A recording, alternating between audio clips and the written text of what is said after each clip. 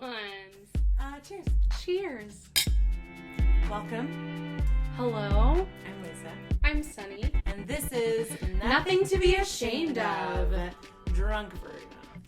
That's I'm not the drunk. lie. I wish I was drunk. It's the middle of the week. It's hot as balls. Yeah. It's 90 degrees today. Feels like 100.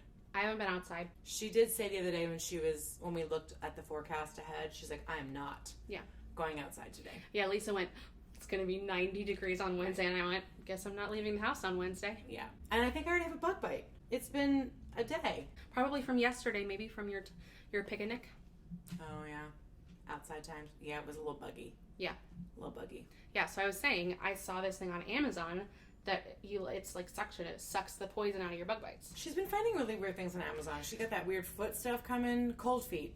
Baby foot. Baby foot. It's supposed to get here today. Oh my God. That I heard about from a podcast, but some of the things on Amazon, I'm really leaning into BuzzFeed listicles, as we talked about. You're really into those. Yeah. And we just talked about that show you used to watch, Who Charted? Who Charted was a podcast I used to love. Yeah. Lists, podcasts. Yeah. So today I read a listicle that was like 20 products with before and after pictures that will blow your mind. I've been watching a lot of before and afters of like men getting groomed.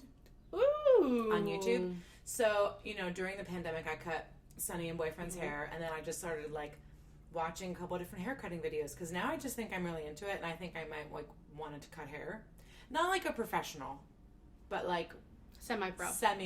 Yeah. Yeah, I want to be in like the minor leagues. Junior varsity. Exactly. Little league or whatever. Mm-hmm. I watched this video of a guy that was like before and after of his wedding, like wedding day grooming, and he comes in looking like a hobo, like a Neanderthal. Nice work, Neanderthal. Yeah, with like this long hair and his like big scraggly beard. They groom him up, and he just looks like $1 million. And they do like a facial and a steam, and I was like, damn. This is similar to the other day we were talking about how much I mentioned I used to love, come to find out you also used to love, the makeover episode of Top Model. I didn't like any other episode. I basically watched the show just to make sure I didn't miss that episode. Yeah. And I would like check in, I'm like, is this the episode? No, doesn't matter. You could honestly skip most of the meat of all the episodes. Mm-hmm. Except for the makeover episode. You want to watch all of that because someone's going to cry. That isn't why I watched it, but... That was why I was watching it. It.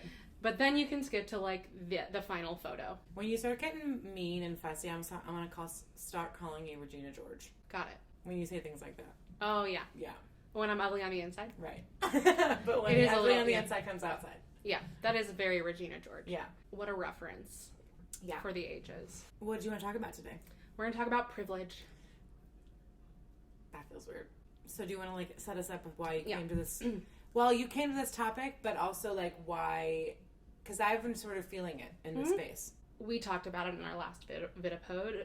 There, have been protests and riots and a lot of conversations about race. You and I had a conversation the other day about privilege, the other morning. Yeah. And it's something, I was in a workshop today at work, and it was, we talked about how to be anti-racist, and we talked about, I think it was visualizing racial justice, and basically, like, brainstorming specific action steps you can take as an individual to move towards an anti-racist society. And we talked about privilege. And one of the things that came up for me was one of the things you can do on an individual level to continue to move the needle is, I think it's automatic, and certainly for people who have had, I don't even know how to say this in a PC way, but like white people.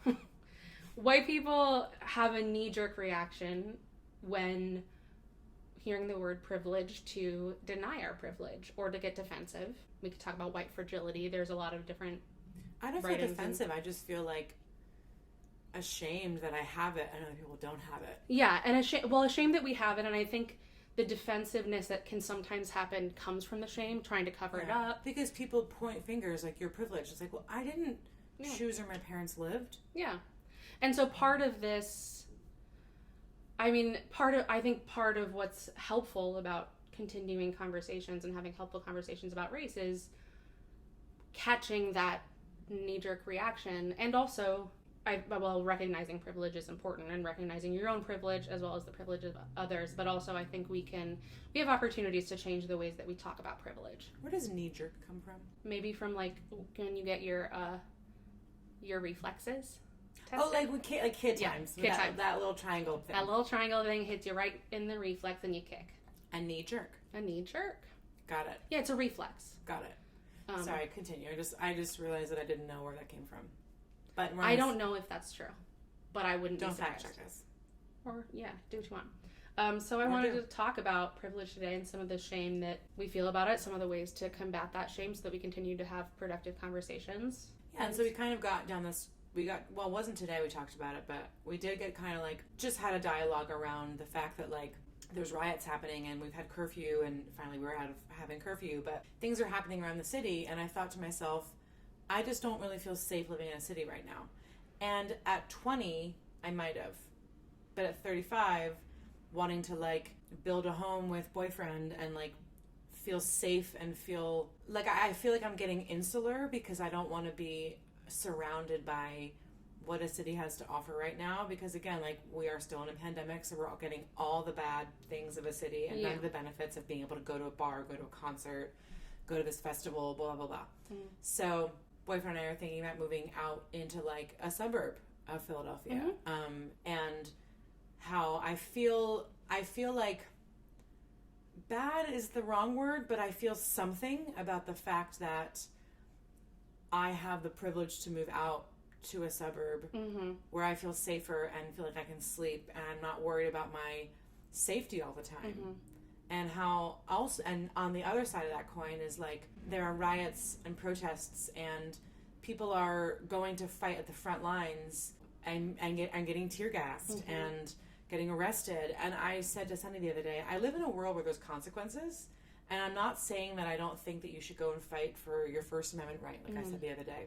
I live in a world where there's a consequence where, like, if I want to buy a house in the next 5 years and I've been arrested, that's on my record now. Yeah. And so I think about that stuff, and I think I do it subconsciously, subconsciously. But I think about the consequences of what would happen if I were to do that. And I think also part of that is, like, you know, we talk about the youth of America, like, for political views, like, the youth of America is they're the ones that are going to go and fight for a new president. They're the ones that are going to go and fight policies. They're the ones that are going to go and fight and protest for inequalities that are happening and injustices that are happening. But I don't have the energy to fight right now. And I don't think I need to feel bad about that. Like I said the other day, I definitely had, like, when I was younger living in Boston and living in New York, I did go and protest and do things and and marched, but now it doesn't feel safe. Yeah. And call me crazy, but I don't want to put myself in a space where I feel unsafe. And so we talked about the idea that you get the privilege to make that choice. Yeah. And calling it privilege is just what it is. Yeah. But it definitely, that word is triggering. Yeah. And I can only imagine how triggering it is for somebody who doesn't have privilege. Right. And for me, as somebody who does have privilege, it's triggering for me because it makes me feel like it's like pointed fingers that I'm arrogant when I didn't even do anything except for be born by two white people. And that's where I think, who both come from immigrant families, but still. Yeah. It's how the world views you. Yeah, exactly. Yeah. And so that idea that it's like retooling the conversation are you privileged because you get to make the choice to move to the suburbs? Absolutely. Does that mean you shouldn't do it? No. You're privileged to get to feel safe.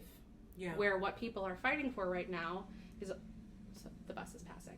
Just give us 1 second. Yeah. To the 25. Yeah. What people are fighting for right now is for these groups of people who don't have the privilege to make that choice. I think people are always fighting to be able to be privileged. Yeah.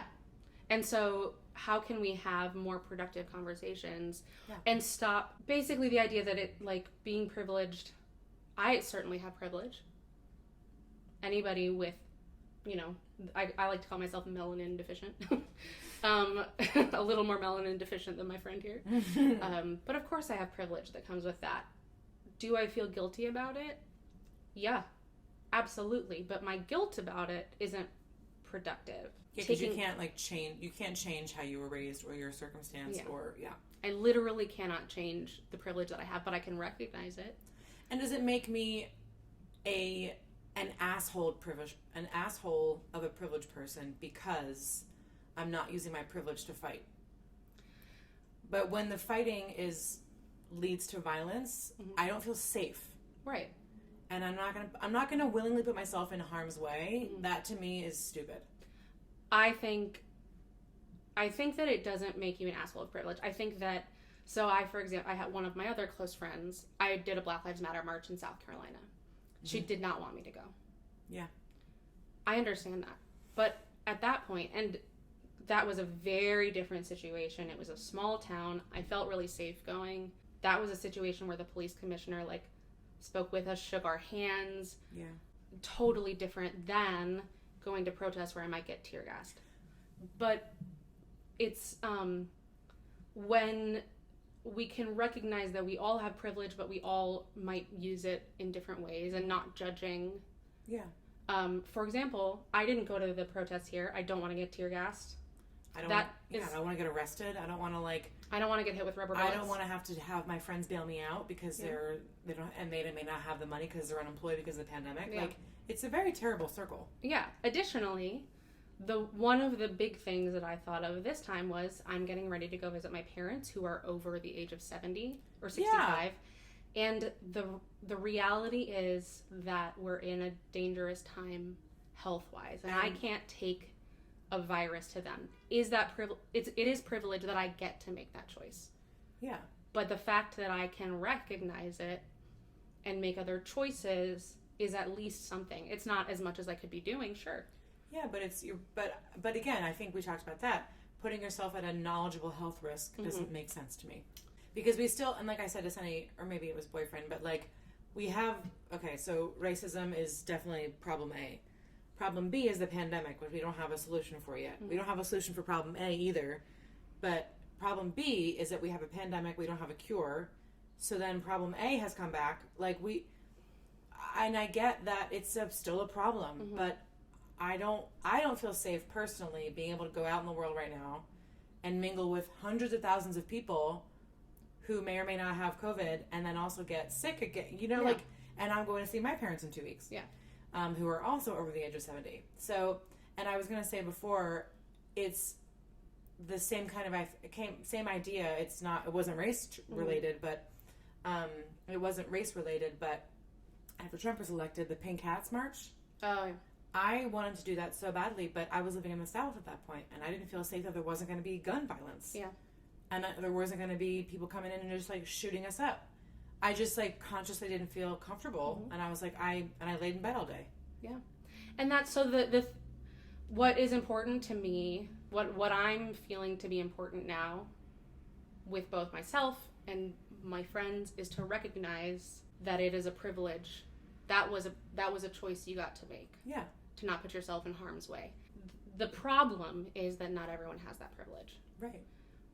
But the fact that I have that privilege or you have that privilege doesn't make us inherently bad. But there's a lot of... I think people would disagree with that. Well, that's where the shame comes